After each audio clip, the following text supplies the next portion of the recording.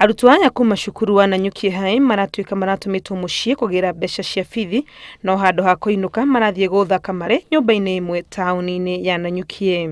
Borithi nimarakorereire arutwo 17 aria marari ona nguo ciao cia thukuru na uguo maramakua hamwe na machini iria marahuthagira. Those gambling machines, they are with us here.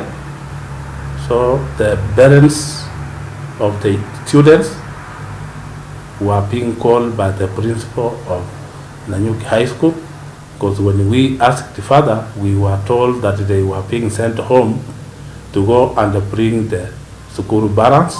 Mwene biashara ino na muruti wake wa wira ona umatinerisha guoko kuraihu kwa watho kuona ni mugarũrwo na watho gwitikiria ciana itakinyitie miaka 18 ciuthi-ini ta ici. We are going to take the person of the gambling to court because we have him in our custody tomorrow. For the children, we could like to go and take statements from them so that we can do what is necessary as it is required.